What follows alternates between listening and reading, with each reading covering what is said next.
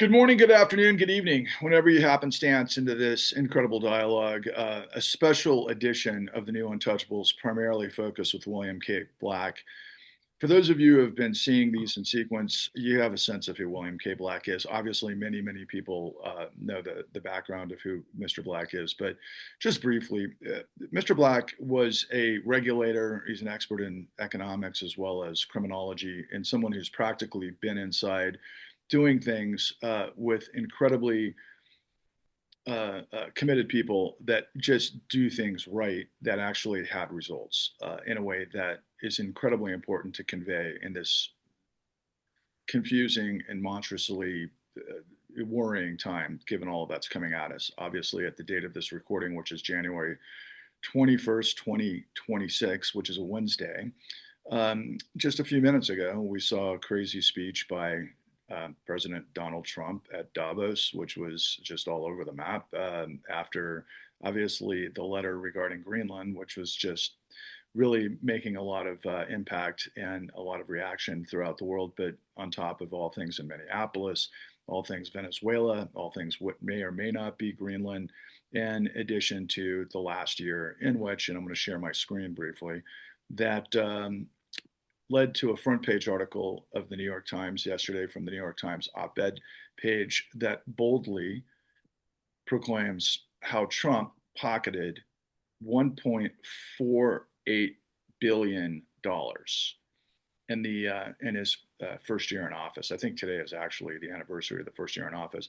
And for those of you who know, the presidency of the United States isn't short on income. I think it's somewhere in the $460,000 range with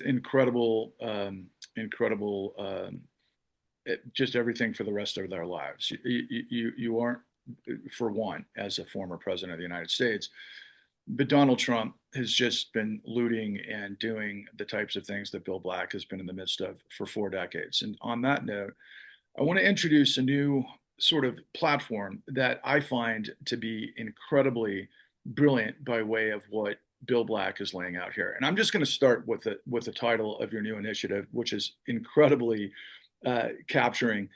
Bill, you describe it as the Scumbag Swaccer. Can you tell me what that is? Sure. There are folks that have actually taken on the elite scumbags of the world, the oligarchs that rule, and won. And we don't know that. So people think it's hopeless. And people think we would have to invent an entire new system to bring them to justice. In fact, we brought thousands of them to justice in the past and can do it now as soon as the rule of law is restored to America. So that's what our two big initial plans are. One is to fight this corruption, to highlight the corruption and fight it. And second is once you get a real government that represents the people of the United States back in power, you need an agenda to restore the rule of law, and that it's not enough to have a no kings approach because it's really the oligarchs, the robber barons that are running these things, and we have to stop them. And it's the robber barons who are the primary source of campaign funding for both of our political parties. Well, I think that's incredibly refreshing and more important because it is targeted from the standpoint that everywhere I look, I see reactions, whether it's Lawrence O'Donnell, Rachel Maddow, everybody in the sort of, mainstream space tied to the Democratic Party who's been there for years, their sole target is Donald Trump. Now, is Donald Trump a threat? Absolutely. But as I always say, he's the consequence of the last 4 decades of a runaway corporate, train run amok through, first of all, deregulation, which you're an expert in, but also just straight up corruption, which is what it leads to. You cited, instead of Ayn Rand's fictional character, John Galt, you're going to introduce us to real people that will inspire us because they are extraordinary, but more importantly, because they're normal. Their stories show how people can succeed in seemingly impossible circumstances and triumph over the most powerful predators. And as you said, be a guideline to breaking up the network of the robber barons and the corrupt heads of state that are their natural allies. Every generation must summon the will and courage to defeat elite predators, and this is our moment. So, the toolkit of proven skills and tactics that can succeed against elite predation and corruption is what exactly? Well, it's a whole host of things that are going to be the subject of a whole series of Substack. Decided, as you say, um, what if we didn't have this fictional person that the Ayn Rander types, who, by the way, are the primary oligarchs, are always talking about? That person never existed. The real life thing is a Musk who is not skilled, not a technocrat, dishonest, druggy, feeds off the government type of thing, right? He's the exact opposite of what Ayn Rand was supposed to be about. As you talked about, what we want to get across is that regular people can achieve extraordinary results against the most powerful and corrupt oligarchs in the world.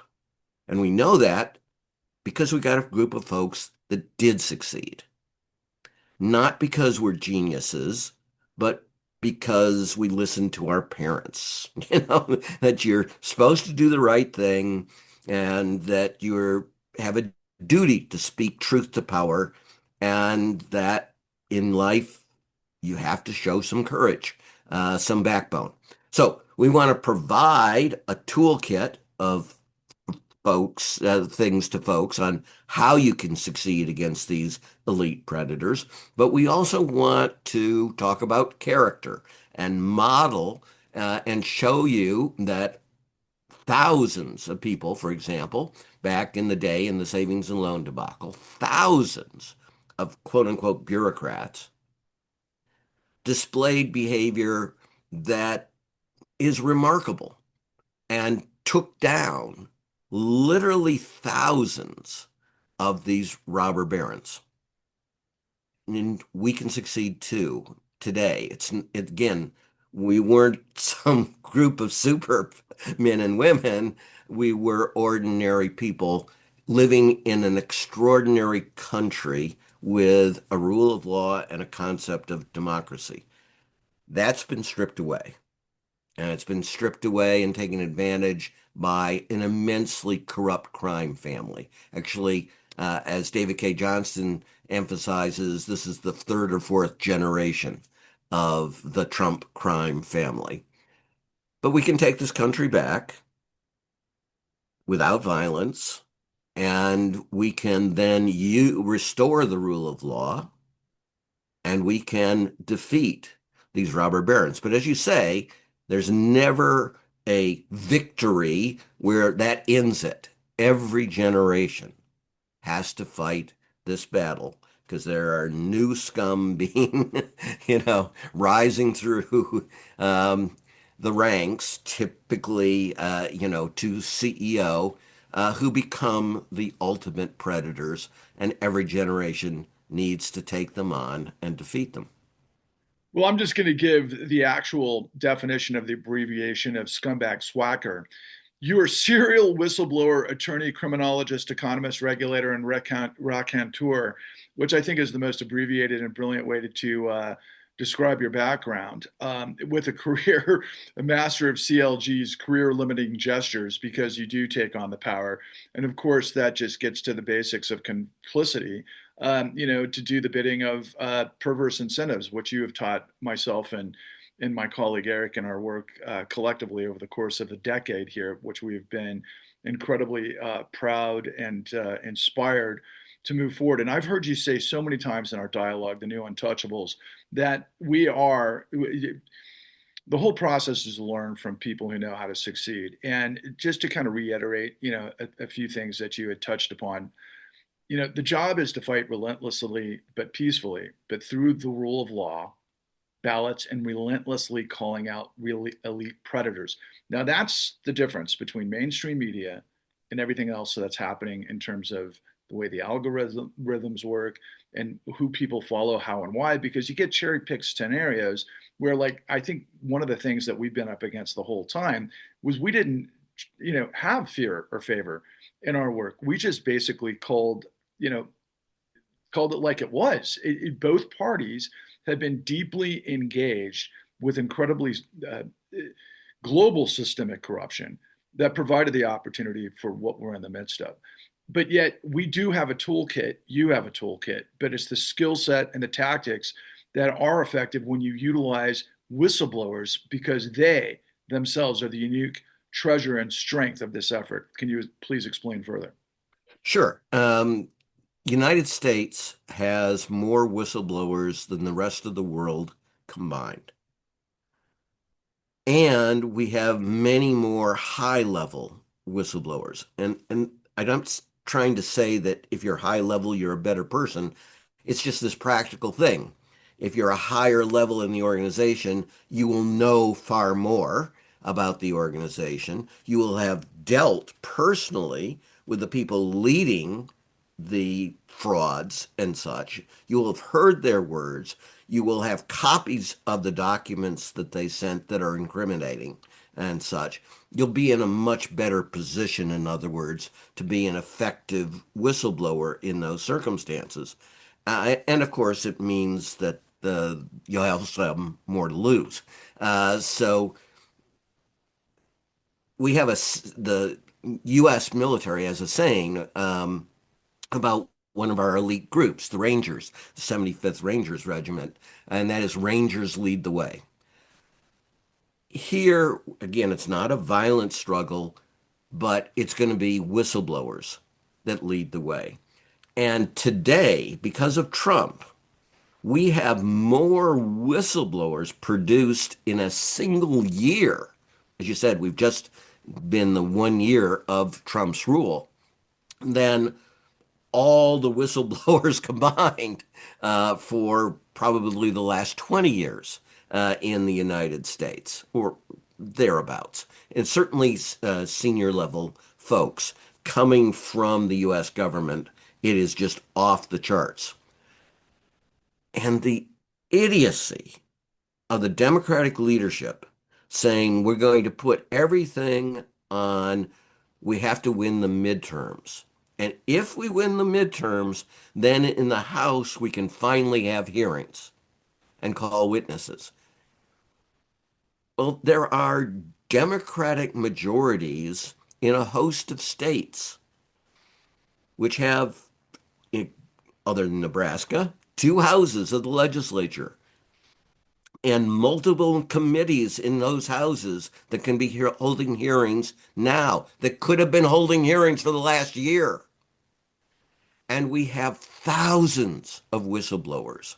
And we have the special advantage as the new untouchables of having, as part of our group, the head of the most prestigious whistleblower organization in the world, GAP.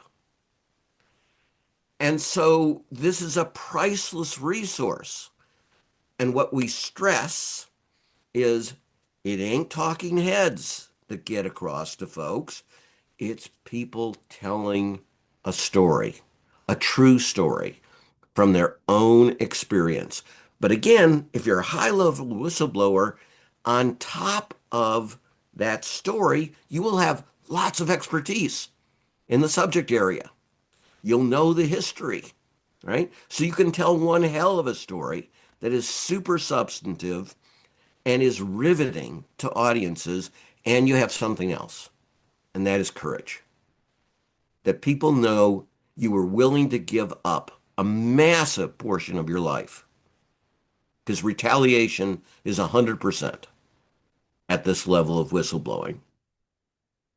And you did it not to make money, but to protect the American people. That makes you a fabulous person to tell your story. And you can, if you're subject to a non-disclosure agreement, the state legislatures and the state AGs, attorney generals, can subpoena you and break through what would otherwise be the restriction of the non-disclosure agreements. And then we have this other thing that's developed over the last 15 years.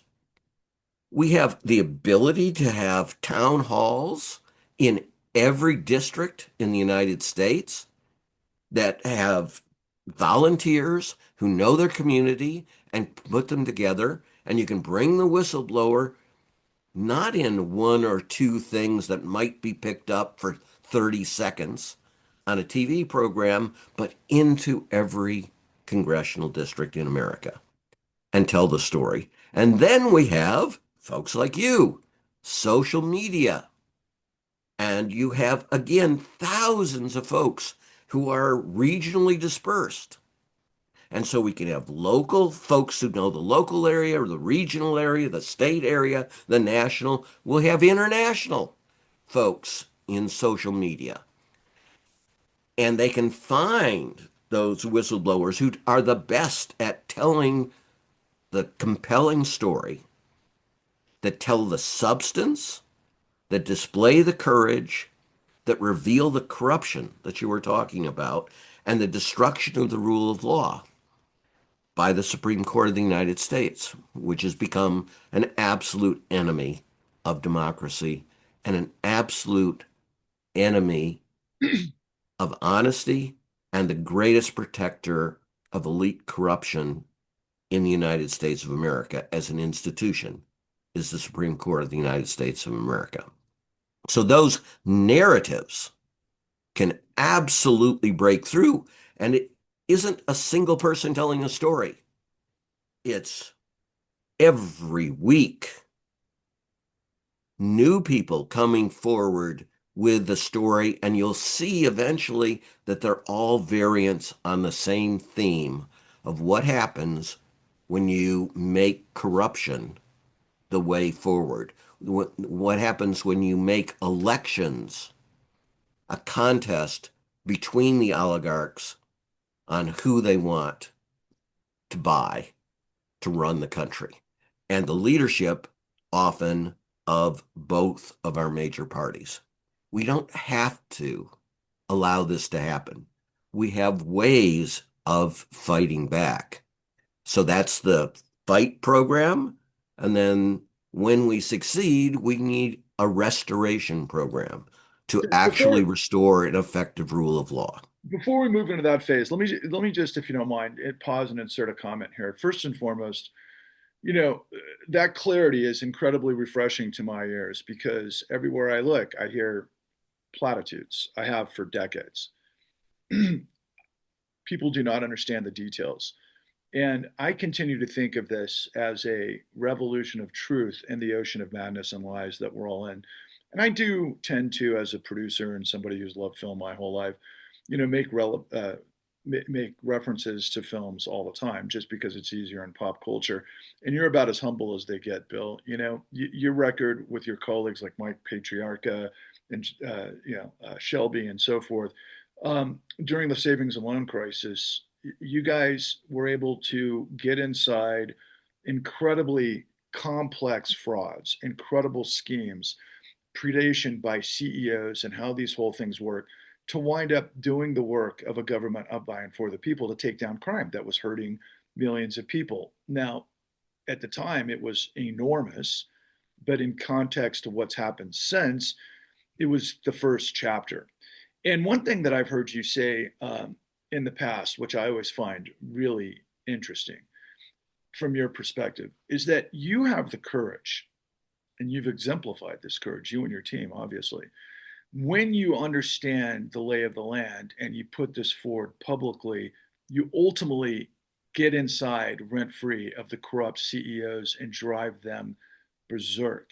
Can you kind of explain that methodology and that strategy? Sure. So arrogance is an enormous weakness, obviously, of the Musks and such of the world, right? You can see that they have such fragile egos, they have so little substance that if they're actually called out instead of the typical thing of the reporting going, oh, wow, yeah, tell me more. Wow, that's cool. Oh, we're going to be in Mars in 2 days. Oh, great. Oh, we'll all be dead. Oh, Oh no, I'm sorry, I didn't hear that from you. Type of thing, right? That is nonsense. You have to develop skills, right? You have to have. We started out, the folks who were succeeding, with good analytical skills, right? We had advantages of successful parents, successful schooling, all those types of things. But we were looking for the truth, God forbid, as opposed to what a CEO wanted. And the CEO doesn't want the truth. The CEO, and they might, but the musts of the world don't want the truth. They have the most fragile egos in the world and such. And that means that they always want to use intimidation. They want us to believe it's impossible to succeed. They want us to believe it's impossible to defeat them, right? And so we won't try. And part of that is their arrogance, right? That they are invulnerable because they're so much better than anyone. But you see every time someone like this is actually questioned by a real reporter, which happens about once every decade, right? They fall apart. And we found in the savings and loan debacle, what drives them mad is precisely because we're little guys. Now, some of us are little physically. I'm, 5'6", but I mean little guys in terms of status. And so they can't believe it, right? What is this? He's figured out all my bullshit and he's cut right through it. And he's displaying that I'm a liar. And then he's going to take my savings and loan away from me in a receivership. And he's going to make this really good criminal referral. And he's going to testify as an expert witness. And I'm freaking going to go to prison. Real, honest to God prison, not golf club prison, for years, where no one had ever gone to prison before, or hardly anyone, in that kind of elite status. And they're always looking back and going, the guy only makes, 80,000 a year or 60,000 a year. He's not rich. How dare he? How can he succeed? Right? And the answer is it's part of that arrogance that makes people like us so successful. It turns out people don't like arrogant. And they particularly don't like arrogance that is being used to cheat. All these folks talk about how they risk takers, courageous. What we found in every case was that was a lie. They all wanted a sure thing. And that's what fraud is, accounting fraud in particular. And so we studied accounting, as boring as it is, and as arcane and as hidden. And they do something else that pretty much we are the only ones that emphasize. And this is what my research is about. What's different when the CEO is the crook, the CEO of a really elite organization? Everything. First, they have apparent legitimacy. Second, how in America do you get respect as a CEO? How do you transform yourself into someone everyone should listen to? PR and contributions. Campaign contributions, yes, but also charitable contributions. And if you control if you're the CEO or have the power of a CEO, whatever your title is, you can have the corporation pay for all of that. Money doesn't come from you, but you get all the benefits of it. As always said in the savings and loan debacle, the highest return on assets is always a political contribution. So these folks are getting this great deal of impunity and power simultaneously because they become larger than life and they become community leaders and they're all connected to the politicians and they constantly tell you that, by the way, to try to get you scared. And if you go, yeah, they don't impress me much for that song, you know, then they're like, what? What? Who are you? You're not human, type of thing. Because all the folks they hire either praise them or they're gone. And that's the next point. It isn't just the internal organization. You form predatory networks. And it turns out to be incredibly simple and cheap. Because again, if you're looting your corporation, money's no object. Right? You will bankrupt the firm, so what does it matter that it's a little more bankrupt because you paid so much money to top tier auditors and credit rating agencies and such to buy their opinions. And this is indeed the story, in large part of the very first Substack post that's prompted this discussion. Who is Bart Dzivi? Because that was all part of that process of Charles Keating displaying, and then us showing to the world how it worked, these predatory networks and how simple it was. So Can you hold on? Lincoln Savings was able to get four of the big eight accounting firms at that time to grovel and do sleazy things to try to get their business. Three of them actually succeeded in getting his business. And economists say, well, if you have a clean opinion from a top tier audit firm, you know there's no fraud. You go, I'm sorry, I'm a savings and loan regulator. I know that in every case, the fraudsters hired a top tier audit firm. And in every case, they got clean opinion, except one. One out of something like 600. Okay. That would be the exception that proves the rule, right?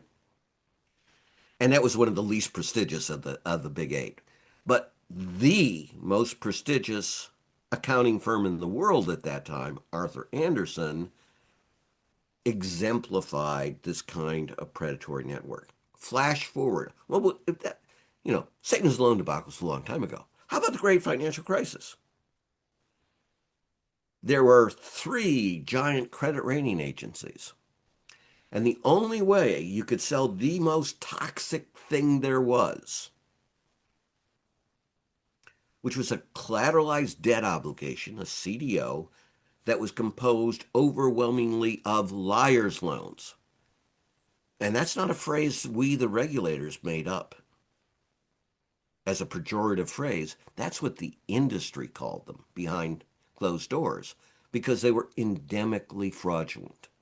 The industries, the home loan industry's own anti-fraud experts did a study and found that the incidence of fraud, the percentage of fraud in liar's loans was 90%.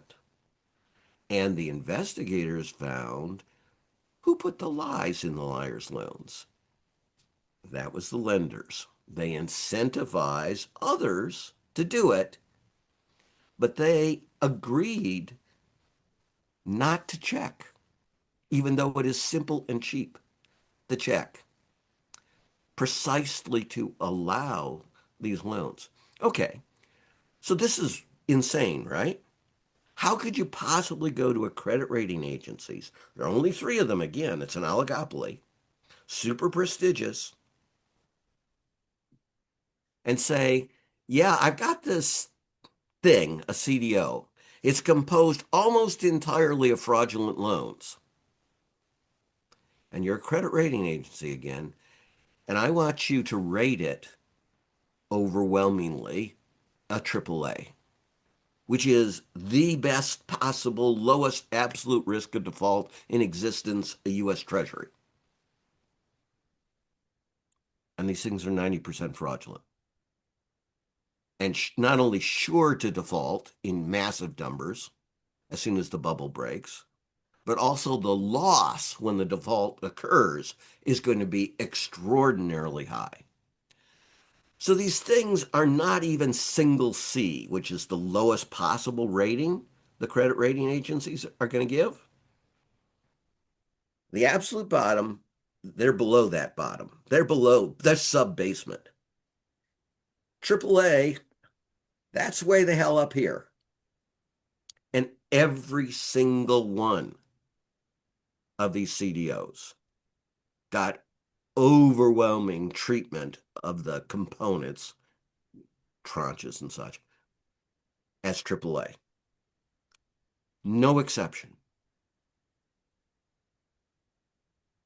All three of the credit rating agencies competed. It's called, in economics, a competition in laxity, or a race to the bottom.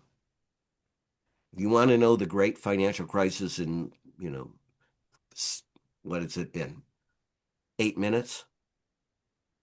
You have the guts of the great financial crisis right there. Well, and of course, what's different? You form these predatory networks. In our day, we actually did examinations, God forbid, of the banks and the thrifts. And if you did something like, well, first, you were forbidden to do a liar's loan for obvious reasons. Why would a regulator allow you to make something that's called a liar's loan? But, and again, this ain't political. What was the very first thing that Clinton Gore did when they came into office? They reinvented government. deliberately devastated regulation, and in particular, they devastated financial regulation. And they came out and taught us, and this is when I left the government, they taught us as part of reinventing government that our fundamental mission was, and I will now quote this, and it'll be pretty much word for word, even though it's 20 plus years later.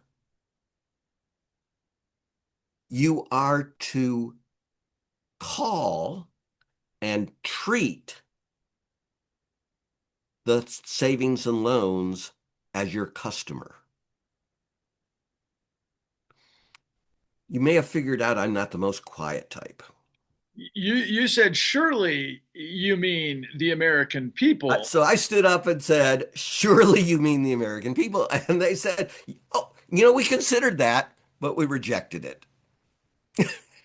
Yeah, 30 years ago, Bill, 30 years ago, except for the fact that, yeah, like a lot of folks like to say, history doesn't repeat, it rhymes, of course, the famous Mark Twain quote, but it's impossible for those of us who know, thanks to your tutelage, that back during that time, the initiative to gut regulation was also fostered by a performative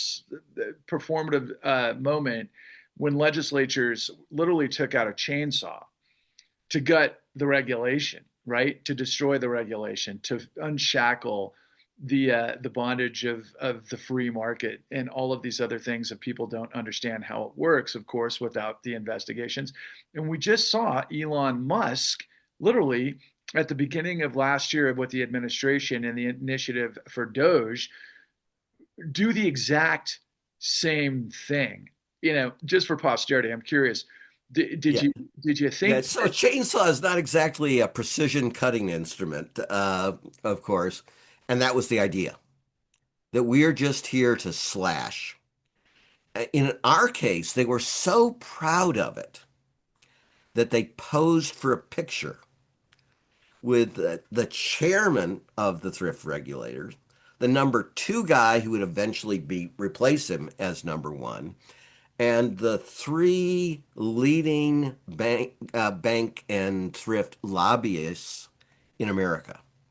So they wanted to display that they were not only going to destroy all regulation, but they were going to do it for the industry in conjunction with the industry. And in case it was too subtle for anyone, they created fake piles of what were supposed to be regulations and tied them up in red tape. And then, in addition to the chairman holding the chainsaw, because that's what chairmen do, the others had those massive pruning shears that you could take off somebody's wrist with. To again, they wanted to, it was open cosplay. We are openly working with the industry lobbyists to destroy all effective regulation. Come on in, boys. The stealing's good. Look, as we've discussed so far, Bill, that the moment is pure lunacy, right? But it's from a long, haul to get to this point. And you've already identified that this is an initiative to restore the law, but by exposing, discrediting, and fighting Trump, of course, but also the robber baron corruption. But you also include the Supreme Court and Republican legislatures, and de facto decriminalization of elite fraud and corruption is also essential to providing the groundwork to restore a program. This isn't a horse race to find, Democrats for the DNC to carry water, and try to wait for everybody to turn their attention away from Trump because of the devastation that's on display. I mean, you've been fighting this battle now for years. Let's talk about Bart's breakthrough as it is. Sure. Before I go, let me just tell you the family rule that this all invoked, and that is it's impossible to compete with unintentional self-parody. That's what I decided upon looking at that photo. Okay, so as I said, America was not always like this. Under Ronald Reagan, you want a coup that we established? We did this in the beginning under Ronald Reagan.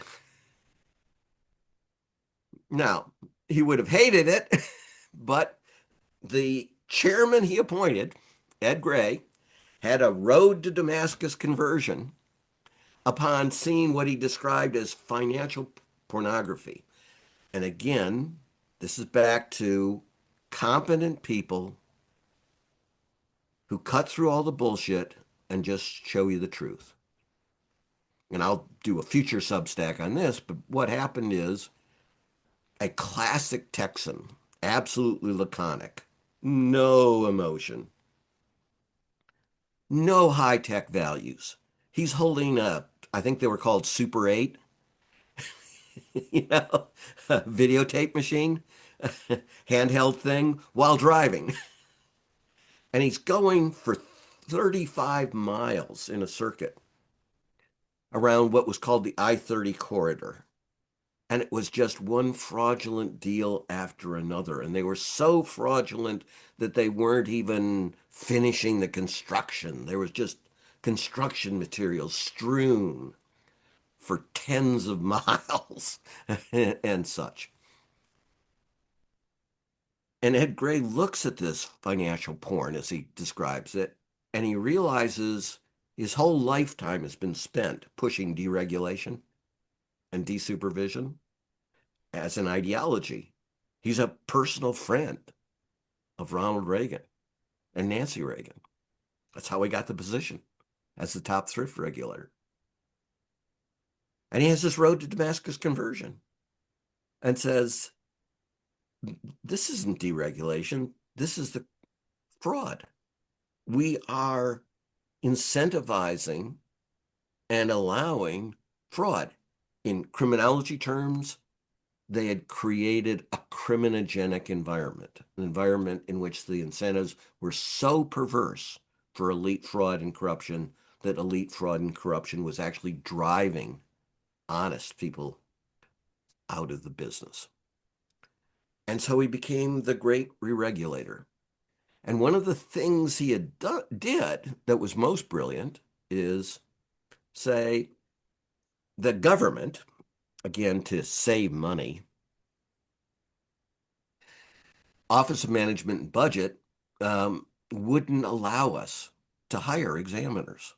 Now, there's an epidemic of fraud going on in which the fraudsters are growing, 300 of them are growing more than 50% a year. Now, what that means is their total assets and liabilities are going to go like this. That's what exponential growth means. If we had waited just a few more years, it would have been measured in the trillions of dollars of losses. And so it was absolutely imperative to get in front of these things because the fraud scheme, the looting scheme, creates massive fictional income. So you report you're the most profitable institutions in America. And if you're not a good regulator, you go, oh, great, you know, which is what had happened under his predecessor, Dick Pratt, a famous slash infamous economist. So Gray goes, this is nuts. This is not massive profitability. This is frauds producing catastrophic losses. We have to hire examiners. And they wouldn't let us. They told him he could hire 15. That was their big concession. And he said, screw that. I'm going to fire all our federal examiners and have them hired back by the Federal Home Loan Banks. And you haven't allowed us to pay a competitive rate. We could only pay 85% of what the banking regulators could pay their examiners, which is insane, right? You can't get the best people, you can't keep the best people. It's absolutely insane. If you wanted to destroy an organization, you'd create a rule like that. And of course, that was done because we need to save money, which does the opposite. So Gray said, no, we'll bump that back up immediately so that we are competitive. And in a very short time, 18 months, we doubled the size of the examination force. And among the kind of new people we get is Bart Dzivi. So the first piece is, who is Bart Dzivi? Bart Dzivi was a lawyer becoming an examiner. Ooh, that wasn't going to happen in the old days where you couldn't even pay a competitive price for an examiner. Now you're getting folks that had really good specialized expertise as well. And I want to emphasize, despite all the terrible things that were done to them, we had many good examiners already. But then we supplemented them, and our examiners had been absolutely overwhelmed by the spread of these frauds because it's much harder to examine a fraudulent entity because they lie to you about everything. And examinations were always predicated on the folks who were telling you the truth. You can imagine how much more difficult it is dealing with anybody if they're a liar. Think of the president of the United States type of thing. How exhausting it would be to go around and trying to correct every lie. So Bart Dzivi comes in. There's another story earlier on that I'll do a future, who is Bart Dzivi 2 type of thing. So that I actually had run into him before. But I'm going to switch to now to the second one. And the second one is Bart is part of the team that's examining Lincoln Savings and Loan.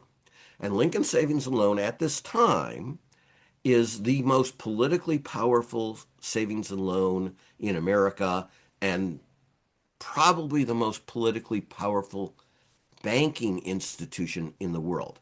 And that will seem insane because it was nowhere near a giant bank. And you might think the giant banks had extraordinary political power. They did, but they weren't able to name their own top regulators.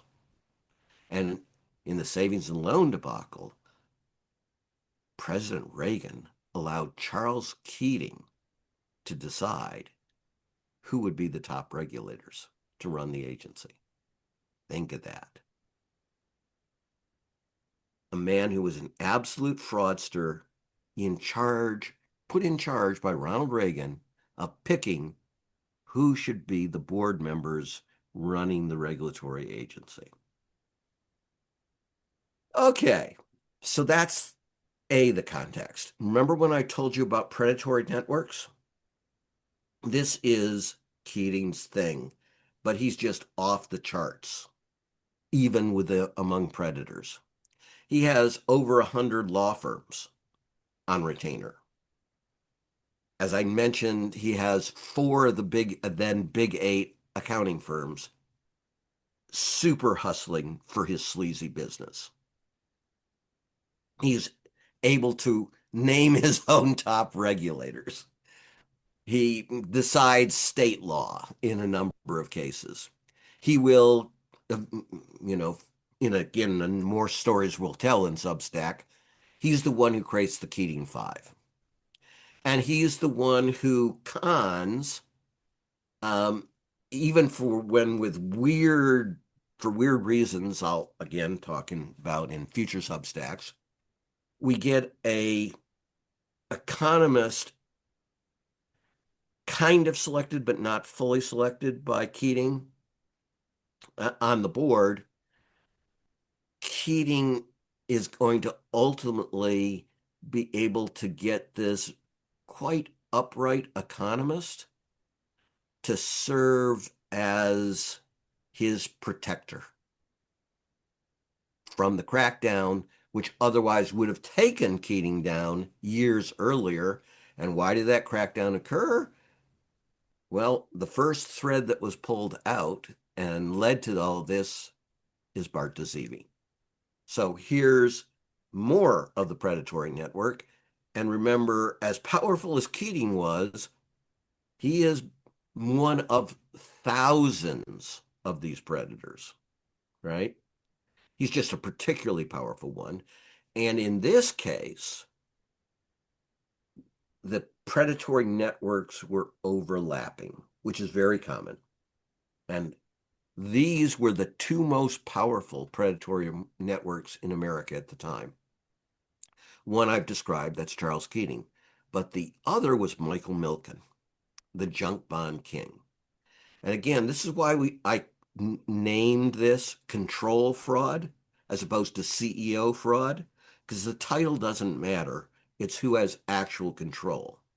Keating was never an employee or an officer, much less the CEO of Lincoln Savings, but he controlled it utterly.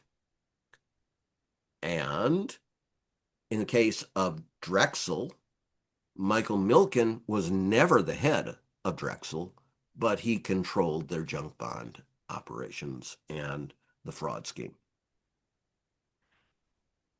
Keating, being Keating, didn't want to use his own money to acquire savings and loan, Lincoln Savings.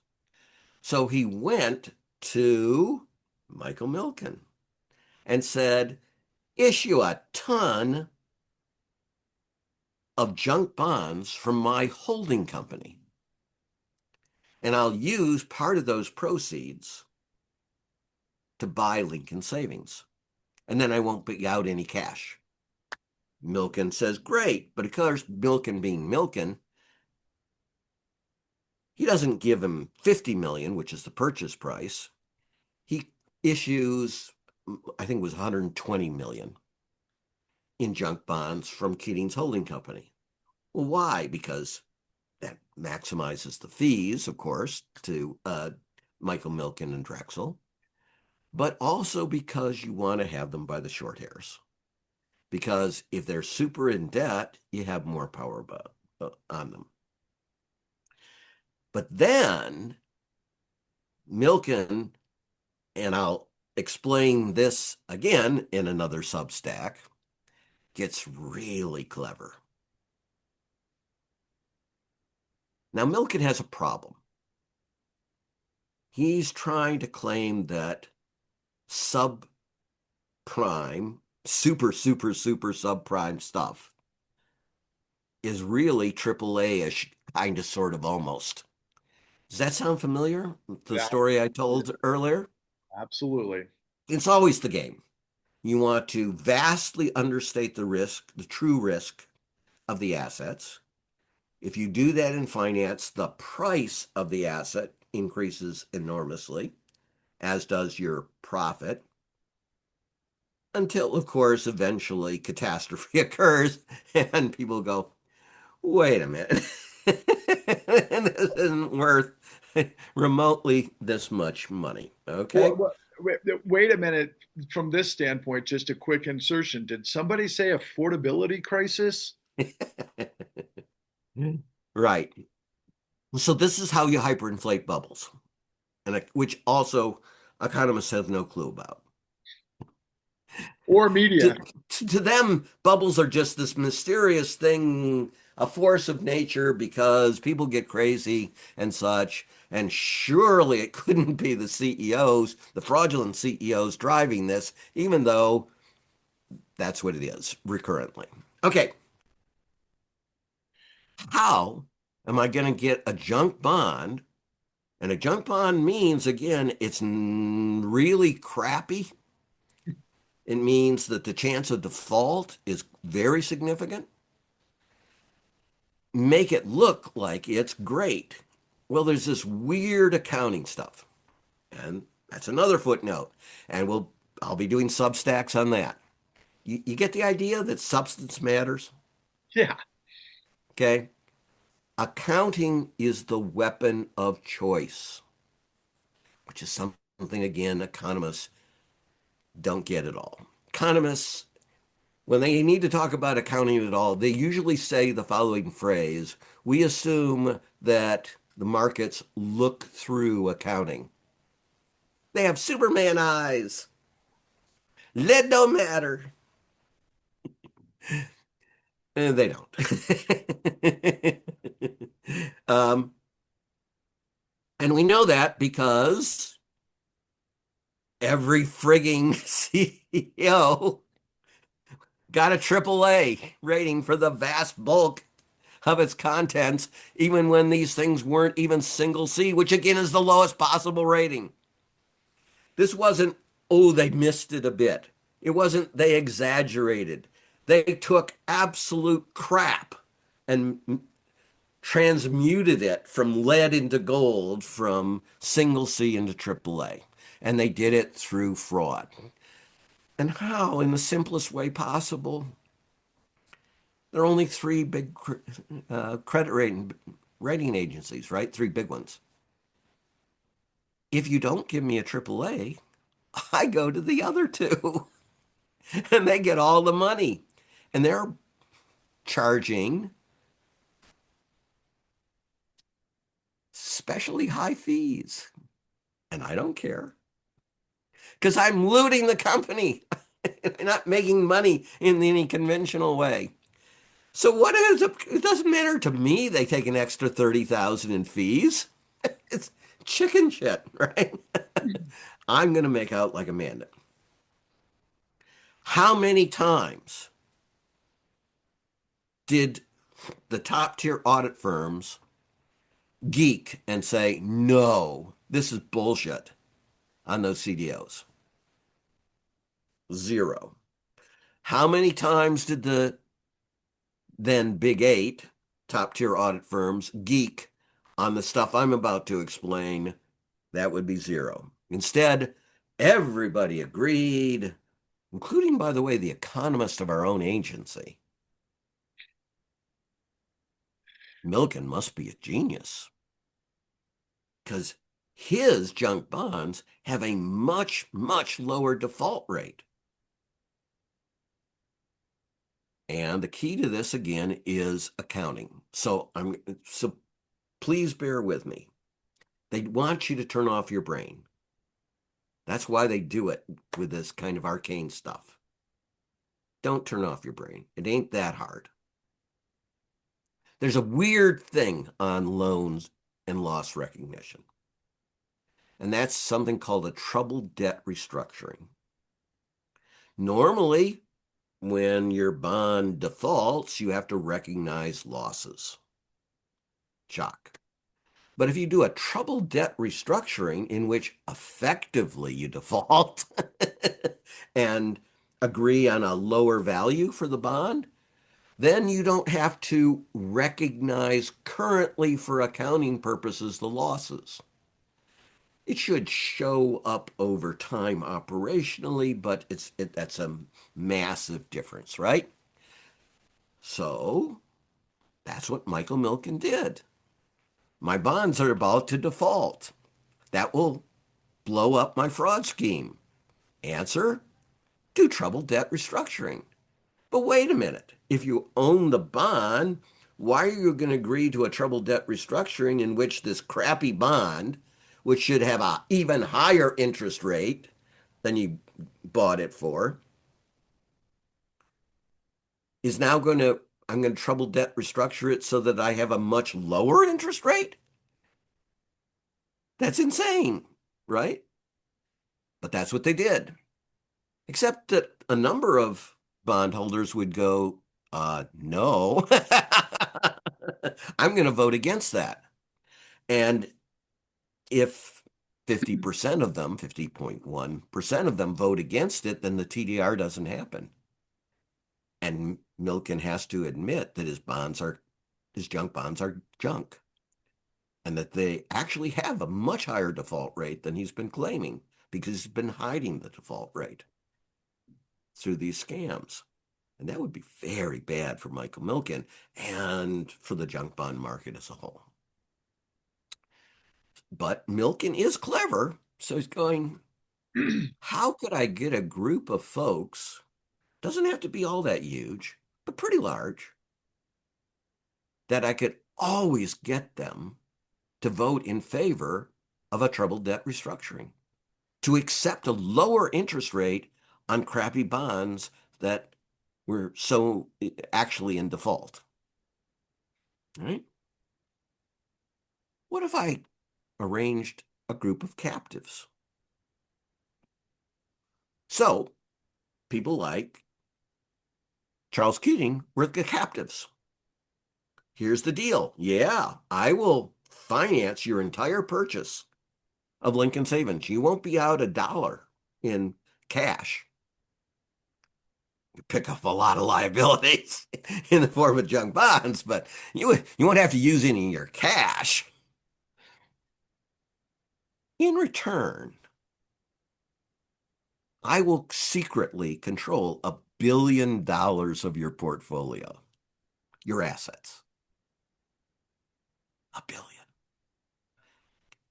Keating, when he acquires it, he's acquiring a $4 billion institution. 25% of your total assets. Me, Michael Milken, I control them entirely. And when I say entirely, I mean it. It isn't that he consulted Keating, but in the end of the day made decisions. Keating and Lincoln Savings had no role, zero role, absolutely no role in the decisions on that $1 billion. As you would expect, Michael Milken used the $1 billion to buy $1 billion of Drexel junk bonds. And then he gets a fee from both sides because he often represents both. He controls the transaction, right? So he can make sure that overwhelmingly the transactions are from two clients, both of whom he charges. He charges the buyer and the seller. By the way, So he can, was that legal at the time, or was that illegal and nobody stopped? oh, we are so far past legal, Patrick, at this point. This is there's a reason this is secret. This is a conspiracy. Well, was there a law that existed that would prevent that? Of But course. this is fraud. Yes, there's a lot securities fraud Thank you. and Thank such. you. Now, but Okay. just a quick insertion, quick question. Sorry to interrupt your flow, but I do have to ask, wasn't Milken involved also with junk bonds as it related to Trump's casinos? Uh, Eventually, yes, Not at is this my project. understanding, but I actually am not an expert on those details at Yeah. this moment. If I write about it, I'll look up more on that. Okay, so first we get a lot of fees, and we get double fees. Second, what if we have particularly bad crap, junk bonds? Why not sell them to Keating? And are you going to sell them at a loss if you control both the entire sale? No, you're going to sell your crappiest bonds that you could say buy at a discount and sell them for a premium to Keating, right? So this isn't even shooting fish in a barrel. The fish are out of the barrel. They're dead. You got somebody, you pay to fillet them. And you keep the best parts and you ship the entrails to Keating.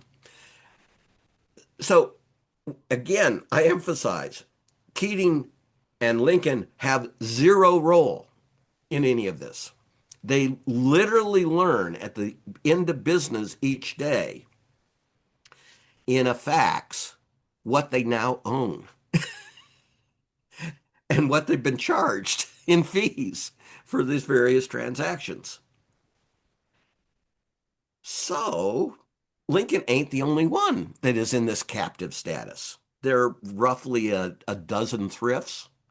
I think there's 13, if memory serves, plus quite a significant life insurance company, mostly life insurance company in California. And all of these, of course, are going to fail, because having this happen to you is, you know, indicates two things. One, only a fraudster would agree to this scam, right? And two, you're going to lose a ton of money on your portfolio in all of this. And then ultimately, when it gets disclosed that this has all been this fraud scheme, what's going to happen to junk bond prices? They're going to further collapse. So this is the death of a thousand cuts. Plus, then the guillotine comes down at the end, to get rid of whatever's left. Okay, so this is perfect for getting people to vote in favor of troubled debt restructuring, because just before the vote, all I need to do is transfer junk bond ownership from whoever was going to vote no. I just acquire it from them and resell it to Lincoln and the other captives. And then I vote because I control all these things, right? Lincoln has no control. I vote in favor of the troubled debt restructuring, which is essential to the overall milk and scam of making these bonds. Look, we have so few defaults compared to other folks. Yeah, because you're the only one that have the captive kids, the morons, that will you can make sure you'll win these kind of votes and such. And of course, this is really good for all the other junk holders because, again, it makes the number of defaults and keeps it really artificially low. Okay, here's the problem. At this point that we're going in to examine Lincoln Savings, nobody knows this outside of this tight-knit conspiracy. Who would think that something like that you could have all these institutions agree to, right? And when I say institutions, I mean actually the owners. So, what do we know about Lincoln Savings at that time, supposedly? Lincoln Savings is reporting, this is 1986, is reporting record profits. An expert for lexicon, a law prof who did law and economics, is going to do an opinion that says he doesn't need to know anything that our examiners have found because our examiners are providing zero useful information. Well, why? because, their examiners are like Bart. Spoiler alert, is going to find this massive fraud. That would seem kind of useful. If you were a shareholder, wouldn't you want to know about the massive fraud? You wouldn't be happy, but you sure as hell want to know about it. And if you were a potential shareholder, thinking of making a buy, wouldn't you want to know these things? No, because this was the strong version of the efficient market hypothesis. Was this the little assumption that the law prof was making? And the strong assumption is fraud's impossible. Markets know everything. They are all seeing. Oh, they can never be fooled. They can never be fraud. Everything is perfect and such. Now, this is insane, right? Just absolutely insane. But it was treated as real. And then another thing I'll do, another Substack, when I first end up in San Francisco, the regional regulator for Lincoln, on my first day of physically being there, I meet the chief economist. And the chief economist, the one thing he wants me to know, he's just started as well, is he just read this law and econ prof's thing. And boy, was that impressive. I looked at him, went, oh shit.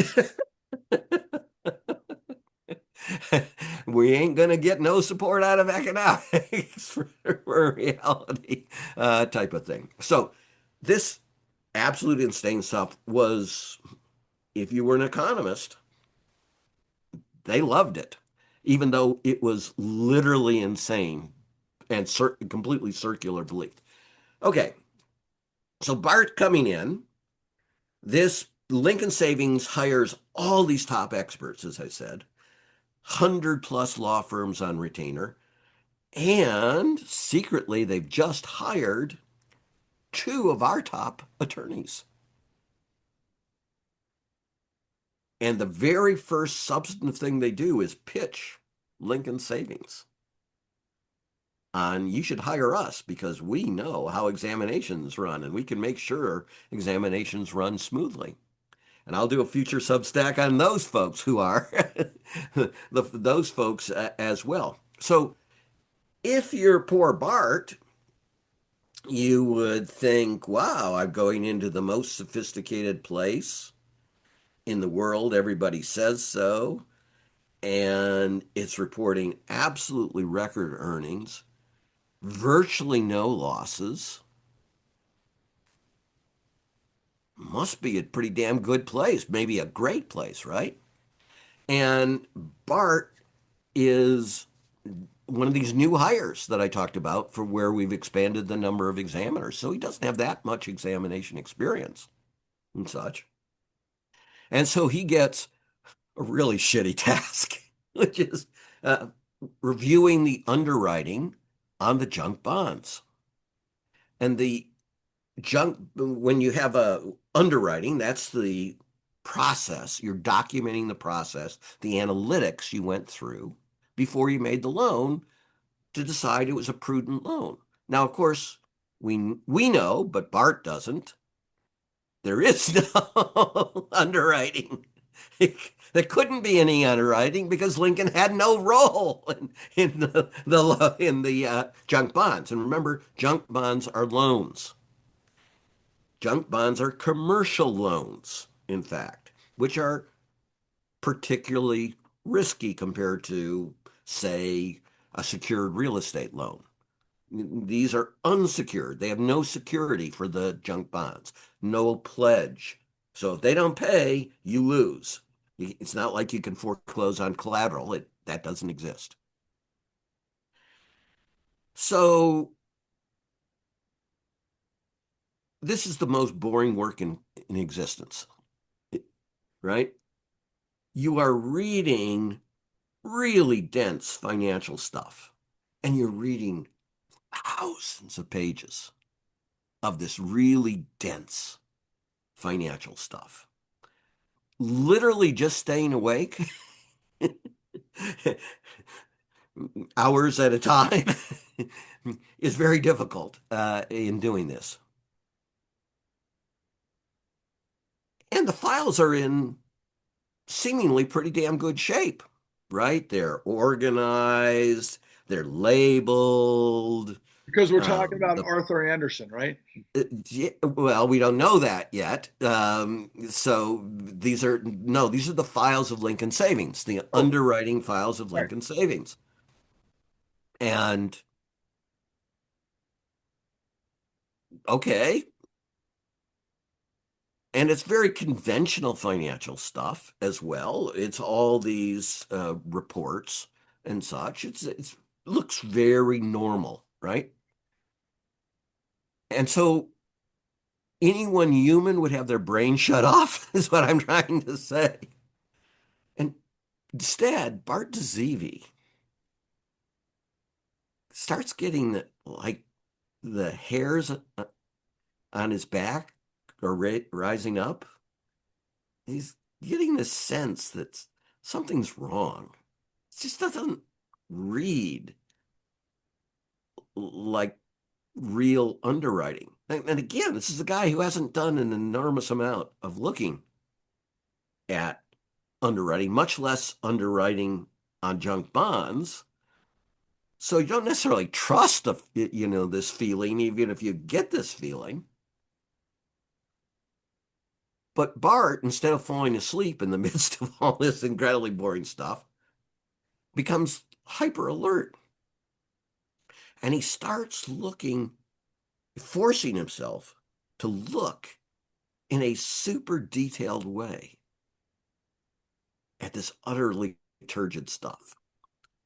And he starts noticing pagination errors. Pagination? Who the pagination errors occur, right? But he notices they're occurring in weird things where the pages are discontinuous, but the arguments are not, or the context is not. And, if you see one, yeah, okay. But he starts noticing actually there's a fair number of these things. And he starts really, really looking for them. And he goes, this doesn't make any sense as a mistake. Because again, the the arguments, the and analytics aren't discontinuous. The text isn't discontinuous. The page numbers are, and they're weirdly discontinuous. Like, okay, we could all get off by 2 pages, and then you would consistently be off by 2 pages, but they're not. There are all kinds of weird breaks. And Bart actually figures out there's something really wrong here. Somebody has been putting together something that isn't real. And so he actually starts asking the Lincoln saving personnel. And when you do an exam, you do it on site. So they're actually at the offices of the savings and loan or the holding company, depending on the time. And so there are personnel there who are assigned by Lincoln Savings to be your liaison when you're an underwriter. And so he starts asking his liaison questions like, are these contemporaneous underwriting documents? Because they have to be. Can't, sort of make them up. And they won't answer his questions. And he re-asks in about 7 different ways, being Bart. And he asks not one person, but 5. And none of them will answer the question. And he goes, these sons of bitches are lying to me. And that is the first thread that was pulled out. And here's the extraordinary thing. He was taking on, Bart, and would, by pulling this thread indirectly, and with the aid of many, many other people, Bart would never claim personal credit for these things. He's going to take down the world leading junk bond firm, the nation's supposedly most profitable savings and loan, and eventually we're going to get an investigation, and that's going to be another Substack story as well. And it's going to document that the most prestigious accounting firm in the world is the one that did what we came to call the file stuffing of creating these phony underwriting documents. Tens of thousands of pages done at the last minute, because all of these folks are examples of Musk-like idiots who think because they know some little thing that they're geniuses on everything. So Keating knows nothing about underwriting because he didn't do underwriting. But Michael Milken knows nothing about underwriting, right? Because he doesn't do real underwriting either. He's going to lie about the stuff. And he doesn't come from a bank or thrift environment. So he doesn't know that there's actual underwriting requirements and that you have to have actual contemporaneous files and do actual underwriting, which is analytics as to the risks of the loan before you make it, because it's too late after you've made it, right? And so this is going to bring down the world's most prestigious audit firm with a massive asterisk that it isn't actually going to bring it down. We had AA dead to rights. We made the criminal referral. The Justice Department could have put AA out of business or corrected, gotten completely due leadership that would reject these kind of frauds. Instead, of course, it went on to become infamous in the Enron era scandals, where it worked for the worst of the worst and gave them clean opinions. But on top of that, it brought down the other captives eventually. The big life insurance company in California and the, I think, roughly 11 to 12 other savings and loans that were part of the scheme. So this little guy, Bart Dzivi, very junior, doing work that isn't scut work but isn't great, type of thing, in one of his earlier exams in his career, against all odds, not because he's superhuman, but again, part of our message is we're all, if we're really trying to our best, we're all remarkably effective compared to the cheats. And so that's the story of Bart Dzivi, and it begins the story of how we take down all of these incredibly powerful folks. But again, who would you have bet on? Would you bet on Bart? Would you bet on us against all of this power? Absolutely not. Absolutely insane to think so. But end of the day, so don't ask who is John Galt. John Galt is a fiction. Ask who is Bart Dzivi. Bart Dzivi is a very real person. And we all owe an enormous debt to Bart and a host of other folks that we're going to introduce you to in these pages and in these discussions. So be Bart. Wow, that is really amazing, and I know we barely scratched the surface. Honestly, you did mention previously that Keating obviously had 100 law firms under retainer. I recall there was some significant law firms, were there not? Just like one name in particular. Oh, there were tons of ones. Jones Day was the one I was referring to. It's one of the largest and most prestigious law firms in the world at this time.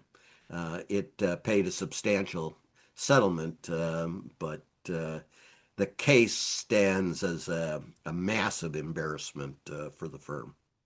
Well, Indeed, when I write the Substack piece, and I'll be quoting from a judge's findings and ruling, you will be sickened, I just absolutely want to sickened. comment that I recently, and I've had several opportunities to interview a gentleman by the name of David Enrich, who is a younger journalist, but he's also incredibly effective. He's a director of investigations for the New York Times now. Recently, he and his team had finally done some forensics revelations by way of the relationship between JP Morgan Chase and, of course, Epstein. But prior to that, he wrote a book called Servants of the Damned, which featured Jones Day. That was just 3 years ago that he released that book. We're talking about 30 years ago. And I just wanted to make that point because when we're looking at this debacle at the moment, this horrific downward spiral, this all things Trump moment, my friends who are watching this, and I would encourage you to please like, subscribe, and share. Tune in, get this to everyone you can. We need to start spreading the word because this is going to be an ongoing series about the details, of course, of what took place before to take down against immense odds. It's the ultimate David versus Goliath story. It's the ultimate underdog story. It's what we as Americans, I really believe, inspires us to no end, and what we have to feel at this stage that so many people are hopeless in the face of all of this insanity. Particularly, I might remind you what we opened up with, that the New York Times op-ed page revealed yesterday that Donald Trump has looted 1.4, nearly 1.408 billion dollars in the first year of his second term, which is just a continuation of what it is we're talking about. But the things that we're up against now, of course, include a corrupt Department of Justice, a corrupt FBI, a Congress and parties that don't have any answers. So we have to find those that do have the understanding, the knowledge, and the wherewithal to be able to press forward against these monumental odds. And one thing I'd like you to end off with this session, you've defined earlier within the context of the fight program to fight fearlessly. In fact, I'm gonna reach back up because we introduced this over the summer in terms of a platform. But I just want to say out loud because I think it's such a terrific abbreviation, but what it means, the fight platform, um, which is to fearless. It's fearlessly ingenious, good-hearted, honest, and tenacious. You have to understand the core of this. I know that obviously Bill is so humble. He reminds me of some correlation between. He mentioned he was 5'6" earlier. Yoda and Gandalf, two obviously different people in height in terms of characters in the fictional depiction. But those of you who know those characters know that there's always the good versus evil, light versus darkness. But at the end of the day, it's just common sense. It's rocket science. What is right? What is wrong? What is legal? What is illegal? And I think I'd like you to just kind of finish off with this, given kind of a closing comment on whistleblowers and the context. To You just defined enormous conformity and complicity of the most prestigious accounting firms, law firms, financial firms, and those that the media would lead us to believe were geniuses when the entire time they were involved with fraud, which is criminal. Can you please just kind of give me your closing thoughts as we move forward? Yeah, so the terrible thing that has happened is this deification of the robber barons as geniuses, and that it's a violation of their majesty to actually take them into account and to hold them accountable for their actions, right? This is the whole hyper meritocracy bullshit that these people have become wealthy through. We finally are finding John Galt and giving him all power and all money. Well, yeah, it's quite true that we're giving power to the worst folks. And what we demonstrated, and one of my mantras during the whole thing was never chase mice while lions roam the campsite. And nowadays, we all, media and under President Obama, the Justice Department was assigned to chase mice. Okay. We have Well, to go absolutely, and this is going to be a major national effort if it's done right. It's going to take years, but you'll see results much more quickly if you do it effectively. We need to put in prison the robber barons, the elite CEOs that lead these fraud and corruption rings. And we need to restore the laws that made fraud and elite corruption illegal. For the last 20 years, the Supreme Court has been leading an effort to essentially decriminalize corruption. We have gotten to the point that Trump no longer hides the corruption. He does it openly, and he does it openly for a couple of reasons. One, he wants to show you that he is claiming that he is now untouchable by the laws. And two, it's free advertising. Every time he does something sleazy and gets rewarded, that encourages more folks.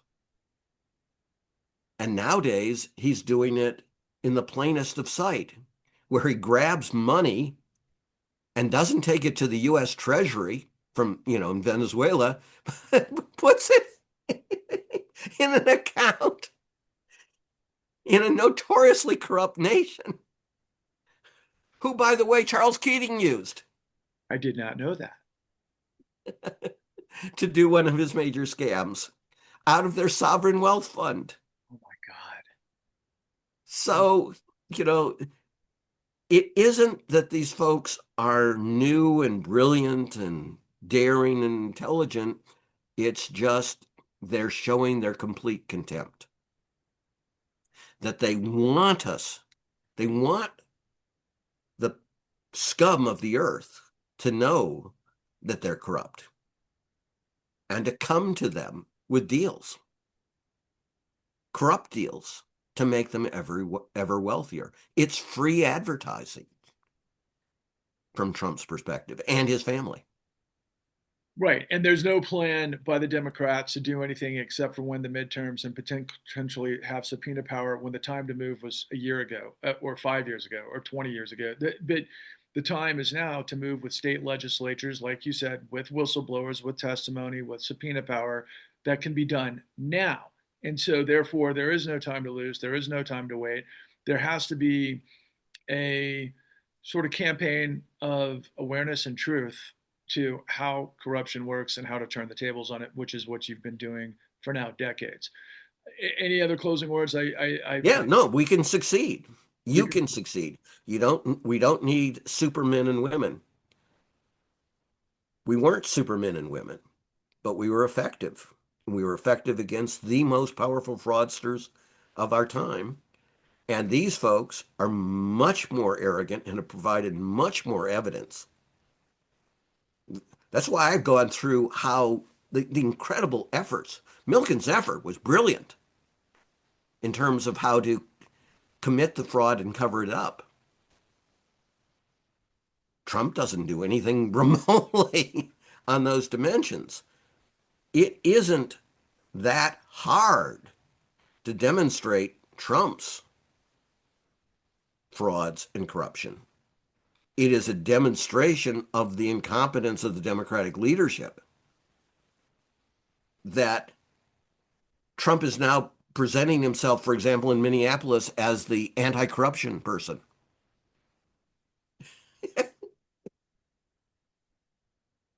Yeah, the Mad Magazine, Mad King, and satire doesn't even come close to And it. again, this is a going away mantra that I've said 1,000 times. What we learned in fighting elite fraud and corruption is the greatest asset of these people is not genius, it's audacity.